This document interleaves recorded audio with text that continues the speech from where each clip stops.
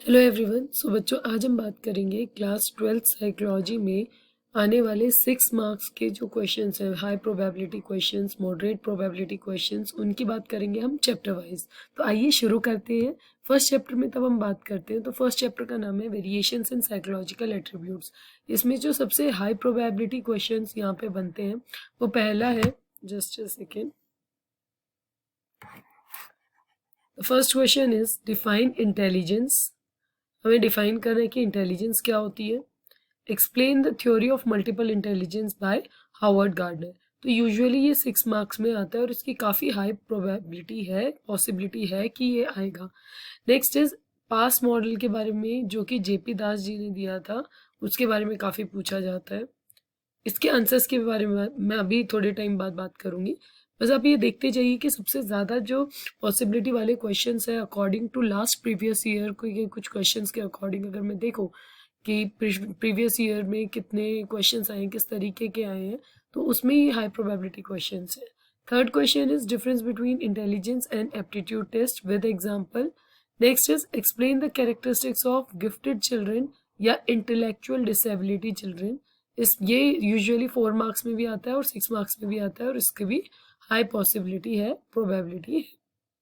अब बात करते हैं इसी चैप्टर के मीडियम प्रोबेबिलिटी क्वेश्चंस की। First question is what is creativity, जो कि 4 मार्क्स में आने के चांसेस है, मतलब आ भी सकता है और नहीं भी आ सकता। डिफाइन इमोशनल इंटेलिजेंस, उसके कंपोनेंट्स के साथ, ये भी 4 मार्क्स में आने के चांसेस हैं भी और नहीं भी। जिसके सबसे कम चांसेस यहाँ पे बन रहे हैं वो है आपका स्टर्नबर्ग ट्रायर की थ्योरी ऑफ इंटेलिजेंस। ये आज रिसेंटली वेरिएशन, मतलब यूजुअली ये पूछ लिया जाता है बट इतना नहीं पूछा जाता जितनी अगर मैं बात करूँ पास मॉडल की, ठीक है, जितनी मैं बात करूँ मल्टीपल इंटेलिजेंस की। तो मल्टीपल इंटेलिजेंस हो गया, पास मॉडल हो गया, ये सब ज़्यादा पूछे जाते हैं एज कम्पेयर टू स्टर्नबर्ग ट्रायर की थ्योरी। अब बात करते हैं हम सेकेंड चैप्टर की। सेकेंड चैप्टर हमारा यहाँ पे था self and personality. Self and personality में जो हाई प्रोबेबिलिटी क्वेश्चन है उसमें फर्स्ट क्वेश्चन है फ्रॉड स्ट्रक्चर ऑफ पर्सनैलिटी, जिसमें आपका ईगो और सुपर ईगो आ जाती है। इसके हाई प्रोबेबिलिटी है आने के। Explain big 5 factor theory of personality, ये भी 4 या 6 मार्क्स में आ सकता है, मतलब ये आपके हाई प्रोबेबिलिटी वाले क्वेश्चंस हैं।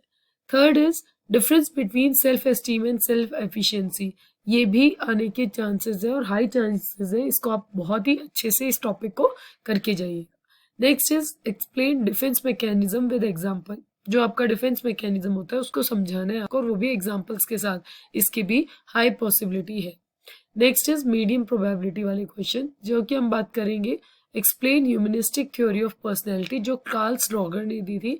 ये भी 6 मार्क्स में आने के चांसेस होते हैं, बट ऐसा भी होता है कि मतलब 50-50 चांसेस मान के चलिए आप। Next is what is personality assessment, और उसके 2 मेथड्स जो है उसकी बात पूछी जाती है। ये भी 6 मार्क्स में आने के मीडियम चांसेस है। थर्ड चैप्टर पे चलते हैं, that is meeting life challenges. Third chapter के हिसाब से अगर मैं हाई प्रोबेबिलिटी वाले क्वेश्चंस बात करूं तो यहाँ पे स्ट्रेस की, what is defined stress, explain general adaptation syndrome by Hans Selye, जो इन्होंने दिए थे हेंस शेले ने, उसके एडेप्टेशंस जो है उनकी बात की गई है और इस क्वेश्चन के आने के हाई प्रोबेबिलिटी चांसेस है। कोपिंग स्ट्रेटेजीज जो है वो बेसिकली आपके स्ट्रेस मैनेजमेंट, ठीक है। Next is explain type A and type B personality. Type A personality जो बहुत ज़्यादा इजीली फ्रस्ट्रेट हो जाते हैं, बहुत फोकस्ड होते हैं, बहुत डिसिप्लिन होते हैं, इस तरीके जो आपकी पर्सनैलिटीज़ के बारे में क्वेश्चन था। इसी चैप्टर की अगर मैं बात करूँ मीडियम प्रोबेबिलिटी के क्वेश्चंस की, तो पहला आ जाता है व्हाट इज रेजिलियंस, ठीक है, how can it be develop. Explain the cognitive structure of stress by Lazarus. तो बेसिकली स्ट्रेस वाले टॉपिक पे आपको मेन फोकस करना है इस चैप्टर के अकॉर्डिंग। चैप्टर 4 पे आते हैं, दैट इज साइकोलॉजिकल डिसऑर्डर्स। इसमें जो हाई प्रोबेबिलिटी क्वेश्चन है ये एंजाइटी डिसऑर्डर और उसके एग्जांपल, ये यूजुअली आप ये मान के चलिए 98% इस क्वेश्चन के आने के चांसेस हैं। वहीं पे अगर मैं बात करूँ तो सेकेंड क्वेश्चन है हमारे पास, डिफ्रेंशिएट बिटवीन साइकोसिस एंड न्यूरोसिस। साइकोसिस और न्यूरोसिस में क्या डिफरेंस होता है, ये भी 4 मार्क्स में हाई प्रोबेबिलिटी क्वेश्चंस में बनता है। मेजर डिप्रेशन डिसऑर्डर और डाइपोलर डिसऑर्डर जो है ये भी 6 मार्क्स में बनता है। व्हाट इज स्किज़ोफ्रेनिया और उसके सिम्टम्स क्या होते हैं, ये भी आपकी हाई प्रोबेबिलिटी क्वेश्चन है। 5th चैप्टर की तब मैं बात करती हूँ तो यहाँ पे आ जाते हैं थेरेपेटिक अप्रोचेस। तो यहाँ पे हाई प्रोबेबिलिटी क्वेश्चंस आते हैं। पहली चीज जो स्टेप्स है बिहेवियरल थ्योरी के जो स्टेप्स हैं वो उनके आने के चांसेस इस बार सबसे ज्यादा है। सेकेंड क्वेश्चन जिसको मैं हाई प्रोबेबिलिटी बोलूंगी वो है एक्सप्लेन कॉग्निटिव बिहेवियर थ्योरी, जो आपकी सीबीटी है कॉग्निटिव बिहेवियरल थ्योरी, उसके ऊपर क्वेश्चन आने के हाई चांसेस है। व्हाट इज क्लाइंट थेरेपी, तो जो क्लाइंट सेंटर्ड थेरेपी है वो यूजुअली 4 मार्क्स में आने के हाई प्रोबेबिलिटी यहाँ पे आपके चांसेस है। अब बढ़ते हैं चैप्टर 6 की ओर। तो चैप्टर 6 है about attitude and social cognition.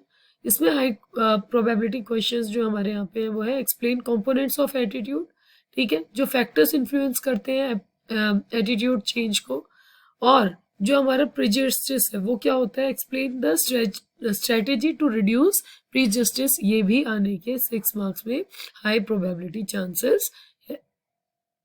Next is chapter 7 की अगर मैं बात करूं तो यहाँ पे चैप्टर का नाम है सोशल इन्फ्लुएंस इन ग्रुप प्रोसेस। इसमें हाई प्रोबेबिलिटी जो चांसेस बन रहे हैं वो है एक्सप्लेन कन्फर्मिटी विद टाइप्स, कि उसके टाइप्स क्या होते हैं वो भी आपको एक्सप्लेन करने हैं। Explain obedience with reference to Milgram's experiment, ये भी आने के आपके कितने 6 मार्क्स में आने के हाई प्रोबेबिलिटी चांसेस हैं। सोशल लॉफिंग और ग्रुप पोलराइजेशन के आने के, ये आपके 4 मार्क्स में भी आने की प्रोबेबिलिटी हाई रखता है, ठीक है। Okay, so case study area अगर मैं बात करूं तो आपको किस चीज पे ध्यान देना है, पहली चीज स्ट्रेस मैनेजमेंट केस पे, एंजाइटी डिसऑर्डर आइडेंटिफिकेशन पे, एटीट्यूड चेंज सिचुएशंस पे, defence mechanism identification, conformity and obedience scenario पे।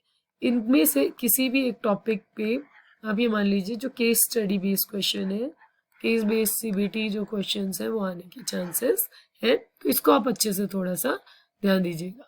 अब देखिए यूजुअली क्या है, अगर मैं 2026 के पेपर पैटर्न की बात करूं सो 1 से 2 क्वेश्चंस जो है वो इंटेलिजेंट चैप्टर से कंपलसरी आएंगे ही आएंगे, ये चीज आप मान के चलिए। स्ट्रेस और डिसऑर्डर जो है वो ज्यादातर आप ये मान लीजिए 98 to 99% ये मान के चलिए कि यहाँ से क्वेश्चन बनेगा ही बनेगा स्ट्रेस एंड डिसऑर्डर से। एक लॉन्ग आंसर बनने का चांसेस है फ्रॉम सोशल साइकोलॉजिकल सेशन से, तो इस पे भी आप थोड़ा सा फोकस करिएगा। थेरेपी बेस्ड जो है वो सीबीटी इस बार आने का मोस्ट प्रोबेबिलिटी चांसेस है। सो मैं जो आपको यहाँ पे बताना चाह रही हूँ वो ये है बच्चों कि इस बार जो आने की मतलब प्रिडिक्शन अगर हम करते हैं 2026 में, ये जो आपका प्रिडिक्शन पैटर्न लेके चलूँ मैं, तो यहाँ पे चांसेस हैं 1 से 2 क्वेश्चन इंटेलिजेंस चैप्टर से आने के लिए, स्ट्रेस डिसऑर्डर से क्वेश्चंस गारंटी है, लॉन्ग आंसर आने के ज़्यादा चांसेस सोशल साइकोलॉजिकल सेक्शन से है, और सीबीटी इस बार जो बन सकता है वो 1 थेरेपी बेस्ड क्वेश्चन का बन सकता है। अब देखिए अगर मैं बात करूं इनके आंसर्स की तो आपको किस तरीके से अटेम्प्ट करना है इसके बारे में आपको 2-4 चीज़ें बता देती हूँ। जैसे यहाँ पे अगर मैं बात करूँ वेरिएशन इन साइकोलॉजिकल एप्टीट्यूड में पहला क्वेश्चन जो मैंने बोला था वो है इंटेलिजेंस क्या होती है, और आपको पास मॉडल बताना है जो कि जेपी दास के द्वारा दिया गया था।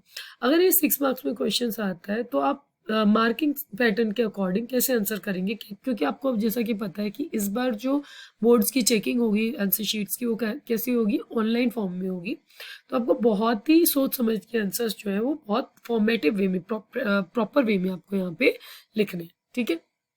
सो सबसे पहले आपसे क्या पूछा गया है, डिफाइन इंटेलिजेंस, तो आप यहाँ पे इंटेलिजेंस को ही डिफाइन करेंगे, ठीक है।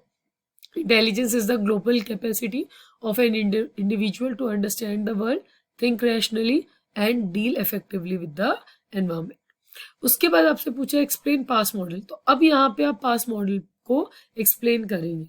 तो जैसे कि पास मॉडल पूछा है तो आप क्या बोलेंगे, यहाँ पे दिया भी हुआ है कि किसने दिया था, जेपी दास ने, तो आप यहाँ पे इस चीज को मेंशन करेंगे। अगर आपको याद है कि ये जेपी दास के साथ साथ नागरेली एंड किर्बी ने भी दिया था तो आप इसको भी लिखेंगे। Then next thing is PASS किसके लिए स्टैंड करता है, सो पी से प्लानिंग होती है, ability to think, decide and then solve problem, ठीक है। Involve self monitoring and impulse control, यानी कि इसमें क्या होता है कि आप अपने आप को मॉनिटर कर सकते हो कि आप किस तरीके से रिएक्ट कर रहे हो, क्या वो सही है क्या वो नहीं है, किस तरीके की सिचुएशन है।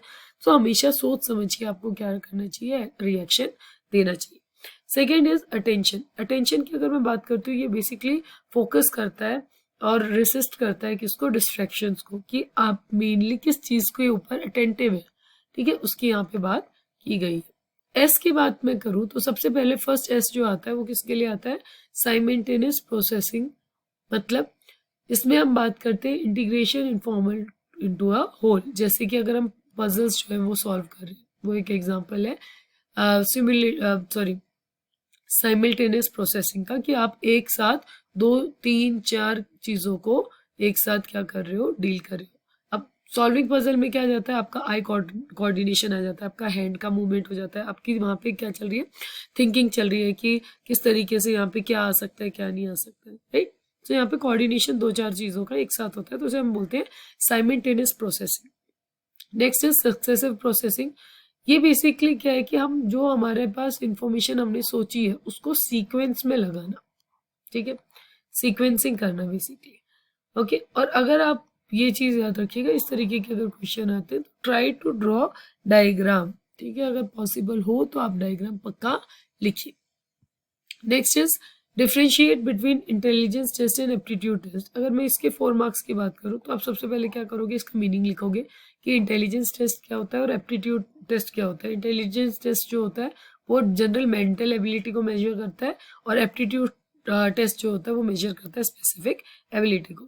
पर्पस क्या होता है दोनों का, तो प्रिडिक्शन ओवर परफॉर्मेंस, ठीक है, मतलब आपका ओवरऑल परफॉर्मेंस पे डिपेंड करते हैं कि आपका इंटेलिजेंस टेस्ट जो है वो क्या रिजल्ट देगा। ये जो एप्टीट्यूड टेस्ट है ये प्रिडिक्ट करता है performance in a specific field. ये अगर नॉर्मल हम बात करें, कोई बच्चा स्पोर्ट्स में अच्छा, ठीक है, तो हम उसको बोलते हैं वो स्पोर्ट्स में इंटेलेक्चुअली स्ट्रांग है। लेकिन अगर मैं बात करूँ स्पोर्ट्स में, किस में, तो हॉकी में, ठीक है, क्रिकेट में, किस चीज में वो बच्चा स्पेसिफिकली बेस्ट है, उसकी बात की गई। एग्जाम्पल जैसे आईक्यू टेस्ट हो गया, और यहाँ पे क्या आ गया आपका क्रिटिकल एप्टीट्यूड टेस्ट। तो इस तरीके से आपको आंसर्स को जो है बच्चों वो सॉल्व करना है। तो आई होप आप लोगों को ये वीडियो बहुत इंफॉर्मेटिव लगी होगी, क्योंकि यहाँ से आप मान के चलिए कि मैक्स यहाँ पे जो मैंने आपको बताया कि इस बार क्वेश्चंस कहाँ से आने के चांसेस हैं और कौन कौन से हाई प्रोबेबिलिटी क्वेश्चंस है, आप ये मान के चलिए कि मैक्सिमम क्वेश्चंस वहीं से ही आएंगे, ठीक है, keep this in mind. So thank you for today's class, have a good day.